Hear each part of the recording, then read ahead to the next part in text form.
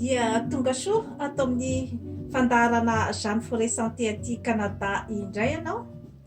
Nio resahantsika anio zany a dia ny hoe avy aiza marina ny fiaviantsika malagasy raha ohatra zany ka hoe resaka genetika zany a no resahana, ary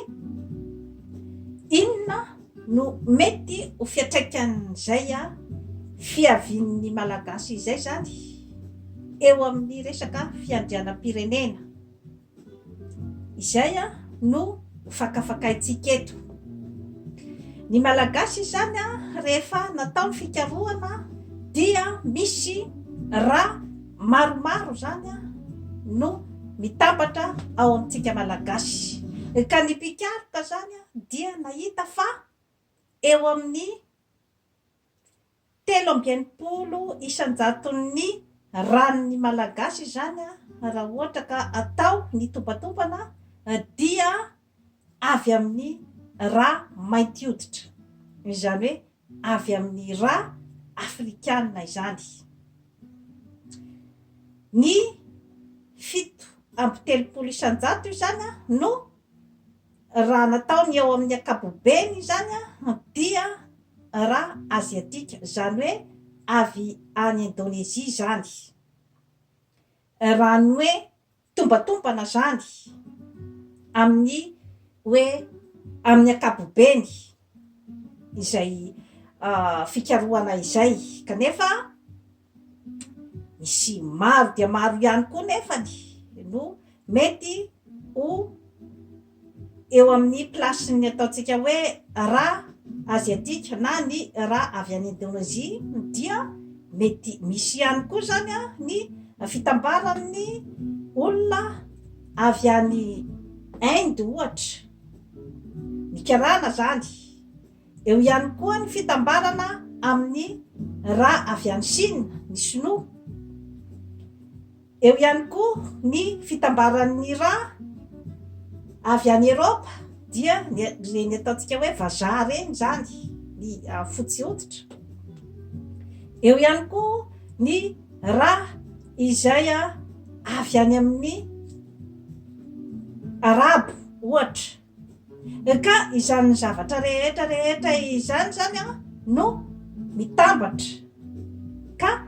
manome ny foko malagasy, satria dia mampitolagaga tokoa ny vahiny ny fiavian'ny malagasy, satria maro dia maro ny olona mitonona ny tenany ho malagasy a, kanefa dia samihafa de samihafa daholo a ny mety ho fipoitry ny endriky izany olona milaza ny tenany hoe malagasy izany. Rehefa atao zany a ny famitinana dia misy raha mifangaro maro dia maro zany isika malagasy a, na irony atao hoe métis, izany hoe tsy race pure zany a ny malagasy. Ka ny fanaovana ny étude génétique ohatran'izay mantsy zany a no mety hitondra antsika any amin'ny ataontsika hoe zany hoe karazana vahaolana, satria rehefa nanao ny fikarohana ny mpikaroka tadidio fa ny tany vaventy dia manao fikarohana akaiky dia akaiky ny mombantsika tadidio izay zavatra izay, ary manao fikarohana izy hatrany amin'ny genetika, manao fikarohana izy hatramin'ny fombafombantsika rehetrarehetra, manao fikarohana izy hatramin'ny développement économique sy ny fifandraisana entre antsika malagasy, ary inona no mety ho tombontsoa azony amin'izay zavatra izay. Ary tadidio fa any amin'ny tany vaventy rehetra dia efa misy izany ataontsika hoe spécialiste momban'ny Madagasikara, izany hoe io spécialiste momban'ny Madagasikara io dia malala amin'ny atsipiriany an'izany atao hoe Madagasikara izany, amin'ny atsipiriany hatramin'ny tantara izay ny malagasy ohatrantsika ihany dia mety tsy mahafantatra ny zavatra fantatry io spécialiste io, ohatran'izany ny fomba fiasan'ny aty amin'ny tany vaventy. Ka tsara ho fantatritsika daholo zany zavatra rehetrarehetra izany. Sao matsysika mieritreritra hoe afaka manao zay tiatsika atao ao amin'io tany io afaka manao an'izay fihetsika rehetrarehetra satria hoe eto amin'ny taniko izaho no mahery eto amin'ny taniko dia afaka manao zay tiako atao tsy atompoko. Misy mpanara-maso daholy ny fihetsika rehetrarehetra mba azahoany ny tombontsoa izay tadiaviny ao amin'ny tanitsika tadidio izay zavatra izay. Ka raha ohatra isika tompon-tany tsy mahafantatra an'izany zavatra izany dia izay ilay hoe miodikodina eo foana, miodikodina eo foana satria izy manara-maso ary tadidio fa rehefa manara-maso izy dia ataony koa ny stratégie hoe inona sinona zany ny zava-misy ato amin'ity tany ity, ahoana ny fomba fifandraisan'ny olona ato ary inona zany ny stratégie azontsika entina zany amin'izay hoe fomba fifandraisan'ny olona ao amin'ny tany iray izay. Ka iverenako ny resaka genetika dia ny amin'ny hoe resaka raha mifangaro,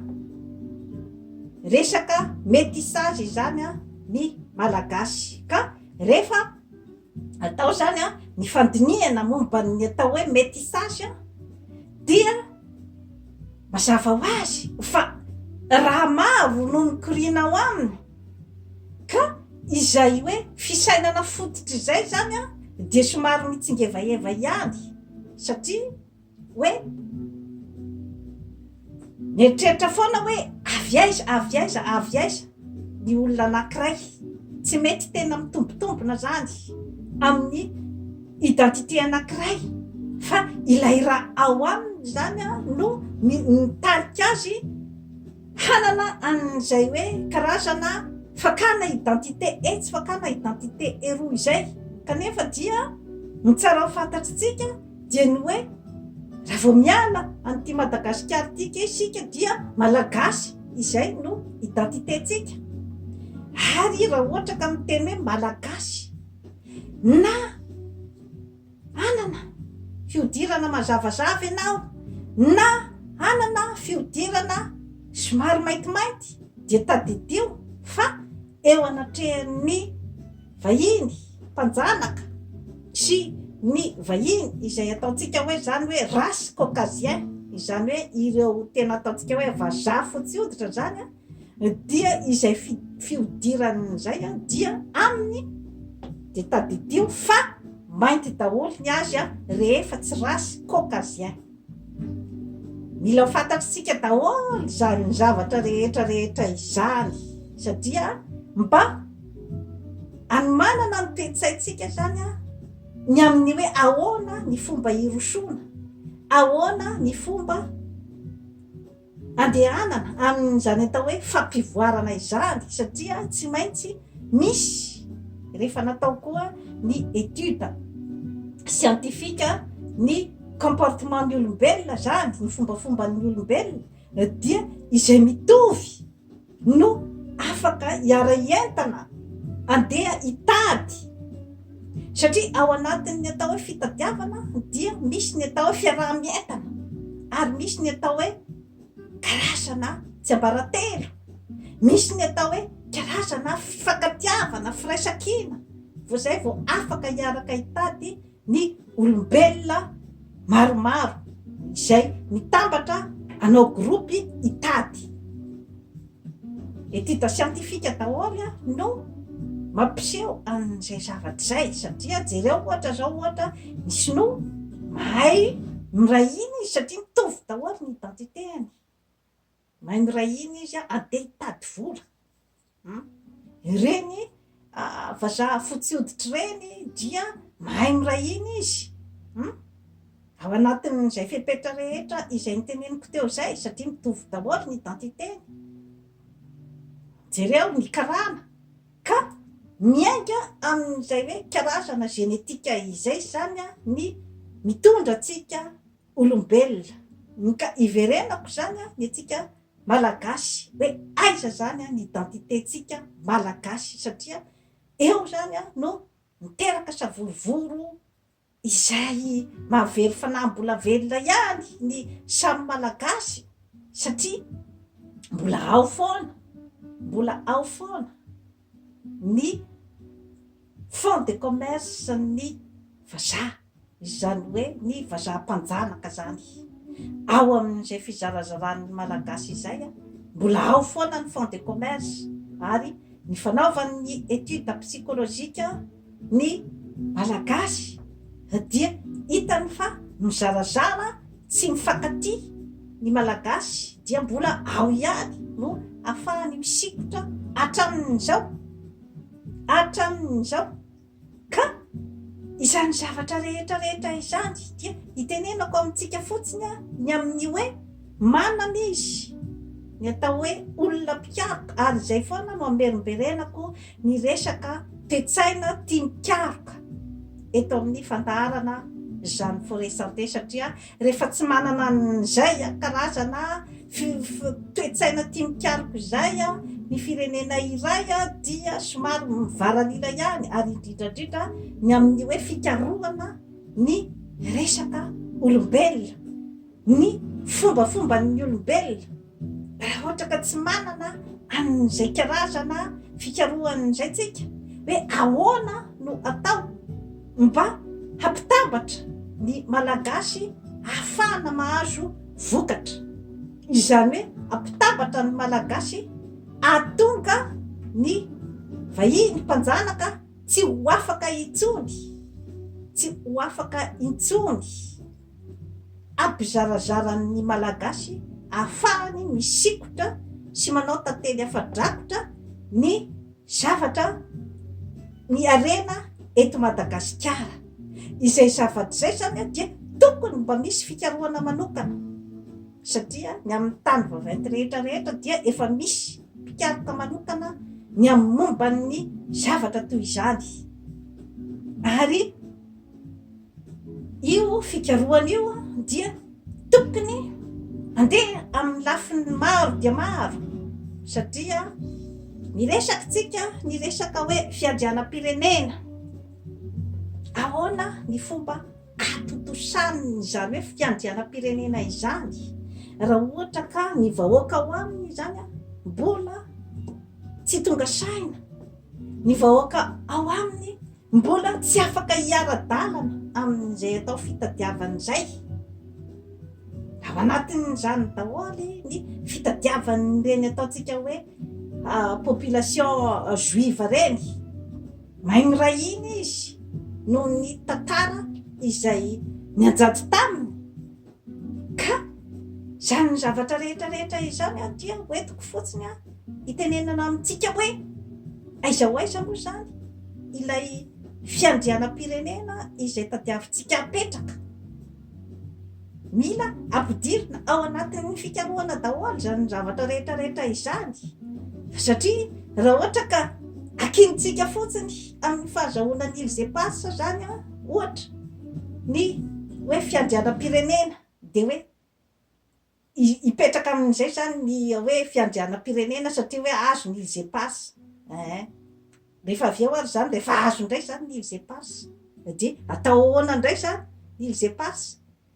ahoana indray ny ahatonga ny ilzepasa mba ho tombotsoan'ny malagasy rehetrarehetra tsy vaky volo mila jerevan'ny mpandinika daholy zany zavatra zany ary aza adiny fa efa manao ny analiziny ihany koa ny mpandinika amin'ny tany vaventy arakaraky ny toetra sy ny fombafomba antsika malagasy no anaovany etude hoe mety ho izao zao io raha ohatra io zao ka azony a dia mety isavoritaka koa izy mianakavy ao ny amin'ny hoe misy ho titena ababo an'io ilona io a ireo nosy ireo a ho azy irery koa zany ny groupe loatran'izao ao amin'io tany io efa miomana izy zany a manao ny planification rehetrarehetra ny zavatra mety hitranga ka amin'izay fotoana zay dia afaka mirongatra koa tsika ampiady an-dry zareo afaka mamatsy fitaovam-piadiana ny andeha ampiady an'ireo na afaka mampifandrafirafy an'ireo. Izany daholo ange no stratégie izay ampiasainy, satria tsy afa-miaina izy raha tsy aty amin'ny tany. Ohatratsika tany aty Afrika zany, tsy afaka miaina ny tany vaventy raha tsy aty amin'ny tanin'ny Afrika. Ka stratégie ohatran'izay foana no ampiasainy ny fampizarazarana zany ny olona aty Afrika. Nefa hatramin'izao zany aloha dia mbola tsy mety tonga saina foana ny mpitondra ao Afrika hoe zavatra izy ity ange resaka stratégie. Manana an'izay stratégie an'izay ny tany vaventy ianao koa zany mba tokony anana ihany koa ny stratégie anao ao amin'ny taninao. Ananantsika ny manam-pahaizana ny hoe ahoana zany ny fomba ikontrena an'izay hoe vinavinan'jareo zay miakina amintsika ihany, miakina amin'ny finiavantsika ihany izany zavatra rehetra izany. Dia ny hoe ny fahaizantsika koa mikaroka hoe ahoana ny fomba andeha anoerana ny paikady izay ataon'jareo amin'ny fanaratsarana ny samy malagasy. Mbola tsy tafavoaka atsika izay aloha hatramin'izao, mbola tsy tafavoaka atsika izay, ary izany zavatra zany dia mila fikarohana manokana, mila ny fitiava-tanindrazana izany zavatra rehetrarehetra izany, satria izy efa mahafantatra hoe inona ny point faible anao, inona ny point fort nao, aiza ny lalana idirana. Ka ny famerimberenako ny fihavanana eto dia ny hoe tokony isy karazana fikarohana manokana koa ataon'ny malagasy momba ny fihavanana. Inona no stratégie afaka ampiasaina amin'ny fihavanana io? Misy tokony apetraka ny laboratoiran'ny fihavanana, satria siansa manokana io raha ohatra ka tena idirana, fa tsy tonontononina fotsiny ambava fotsiny hoe mihavana mifampiarahaba mifampitsikitsiky de hoe mihavana. Tsy atao, mila atao laboratoire manokana mihitsy ny momba ny fihavanana sy ny fampihavanana. Inona sinona no ampidirina amin'izany? Mila mihavana amin'ny tantarany ny malagasy, satria nisy ny tantara izay nipetraka, ka tsy ety hiara-mirona, tsy ety hisy ny firaisan-kina tena marina, tena izy raha tsy mihavana amin'izay tantaran'izay ny malagasy. Izay aloha dia tsara fantatritsika rehetra izay, satria ao foana ny fond de commerce ny tany vaventy. Satria raha misy filoha iray izay tsy mahatotosa ny fahampihavana-pirenena dia tadidio fa izay olona mbola tsy mahazo ny atao hoe satisfaction ao amin'ny tanitsika, dia tadidio fa mbola azo ny mpanjanaka kitihana foana izy ny andeha anakorotana sy andeha anongana ny rafitra izay misy eo sy ny olona izay apetrany eo, dia miodikodiny eo, apetrany eo dia soloany indray, apetrany eo dia soloany indray. Ka raha tsy mahatakatra zavatra ohatran'izany sika, hoe tena olona zany tena hoe lanim-bahoaka, lanin'ny malagasy tsy vaky volo no mipetraka eo ohatra, dia mahazo ny fanohanan'ny vahoaka, sarotra ny andeha kitikitihany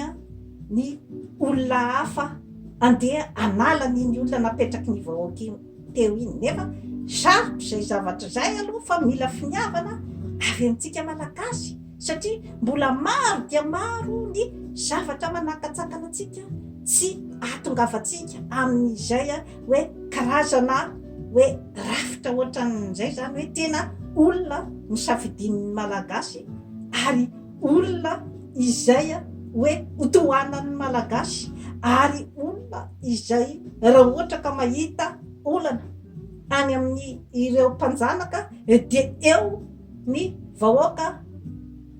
andeha anoana azy. Mbola sarotra zay, mbola sarotra satria eo ihany koa zany ny ataontsika hoe fananganana an'ilay toe-tsaina izay mametraka saranga amin'ny fiarahamonina, ny amin'ny hoe saranga ohatraohatran'izao zany no tokony ho eo. Zany zavatra rehetrarehetra zany mila dinihana daholy. Foko ohatraohatran'izao no tokony hitondra satria raha ohatra ka tsy izay dia hikorotana indray koa ny malagasy fa hoe nahoana no foko ohatran'izao no napetraka teo kanefa izao ny foko ohatran'izao no tena tokony ho eo amin'izay fotoana izay. Tsy misy intsony zany ny fanombatombanana n'ilay olona mety avita zavatra, tsy misy intsony ny fanombatombanana ny kompetansy ary indrindrandrindra dia ity ny zava-dehibe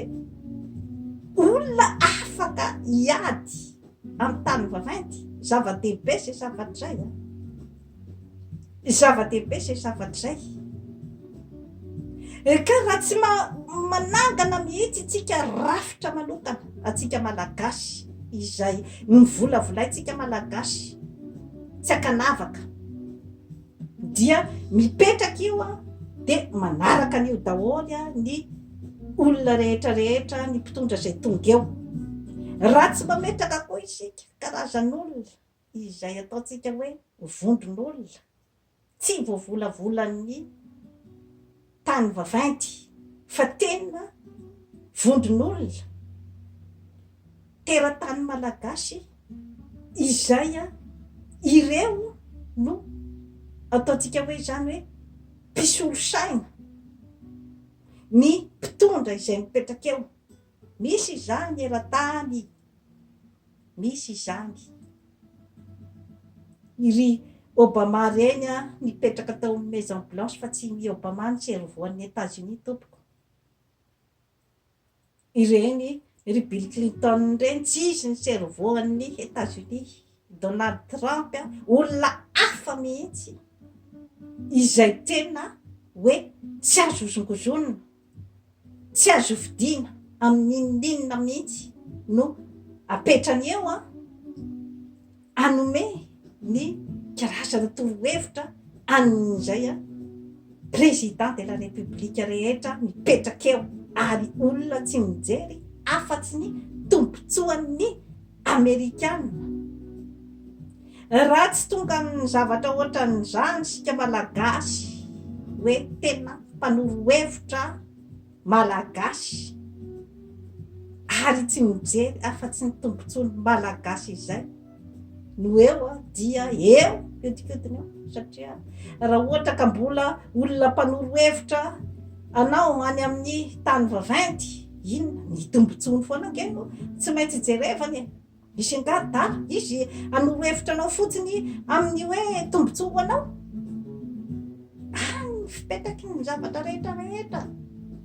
Rehefa mbola tsy manana ny fahaleovan-tena ara-toe-karena fa mbola andeha hitrosa vola amin'ny banque mondiale sy ny FMI sy ny rehetrarehetra, izy koa tsy adala, tsy adala, tsy hanome vola fotsiny aminao amin'izao izy ka hoe tsisy takalo. Ary izay toe-tsaina izay koa mila ialana izay hoe tia mandray zavatra bojo izay, mila ialana daholo zany fa satria ny toe-tsaina aty amin'ny tany vaventy dia tsara ho fantatsika fa tsy misy zavatra azoazo fahatany izany.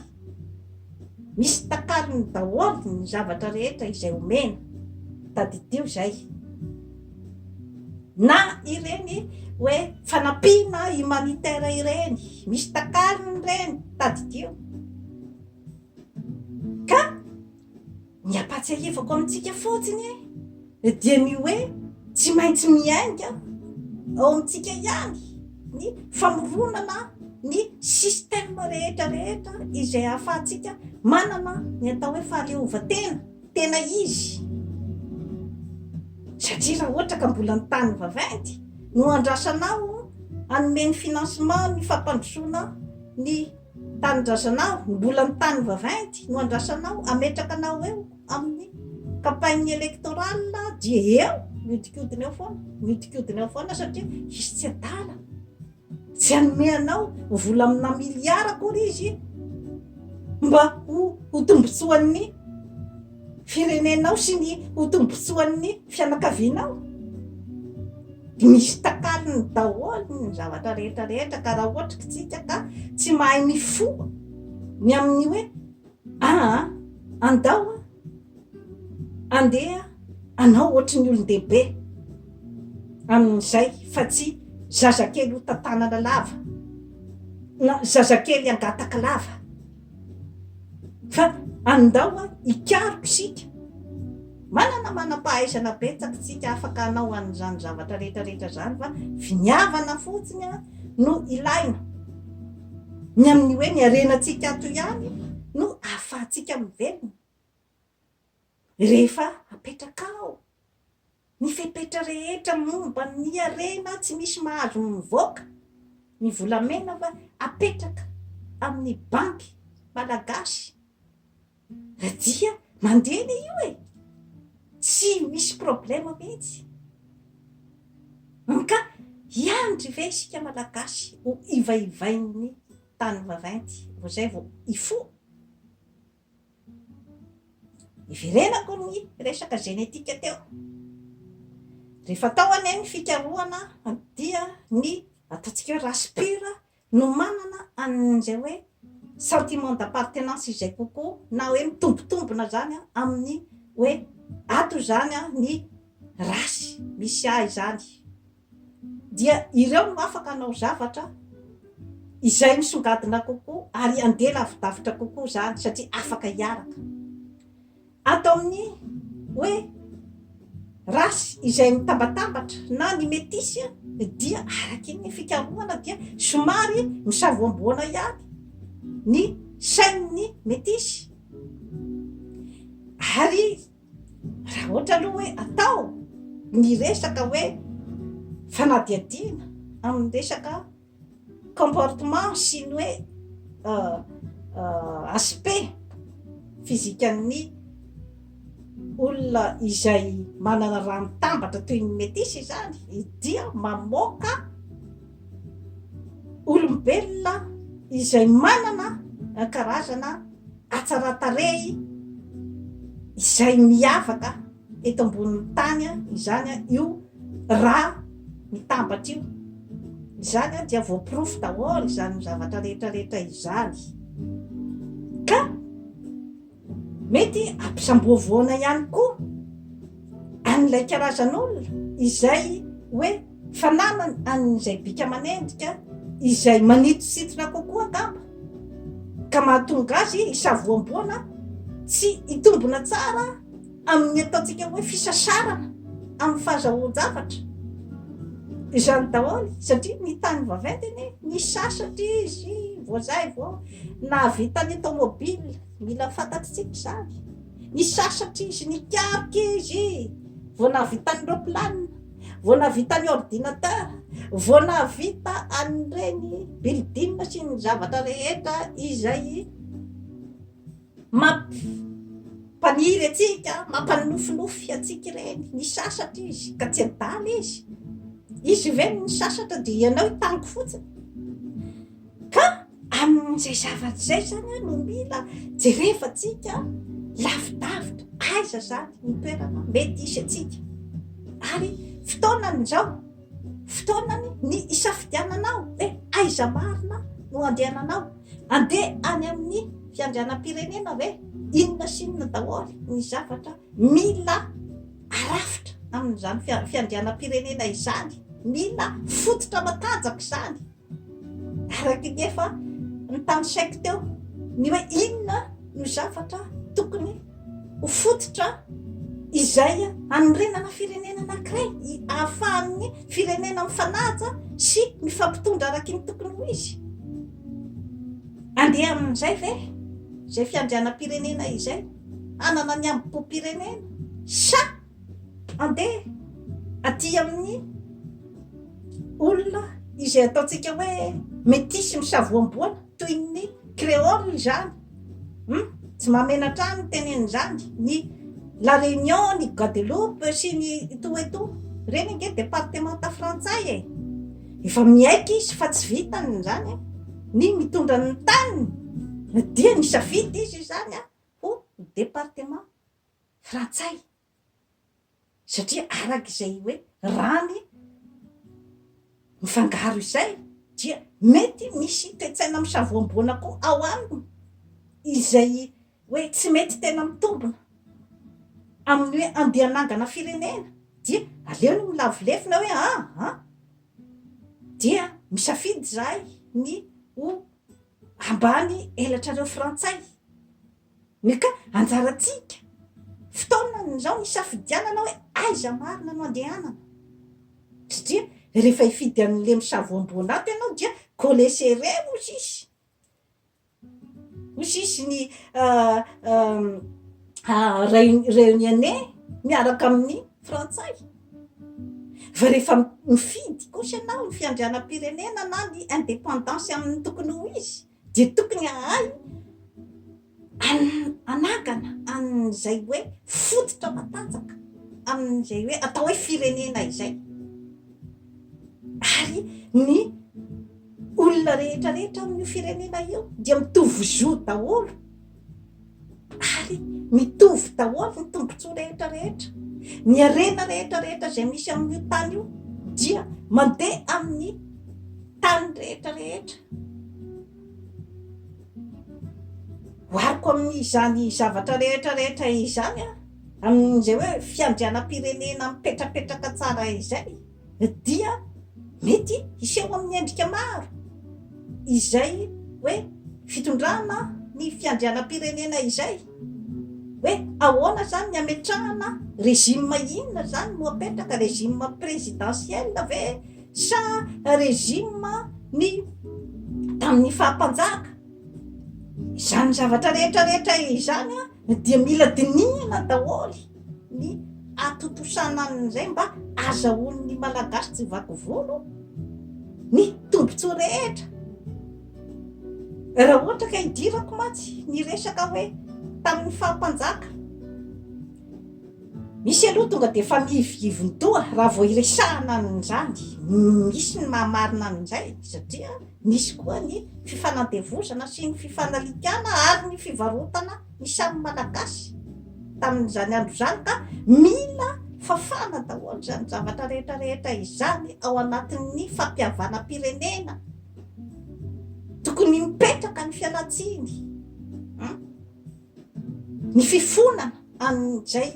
olona nahavitan'izay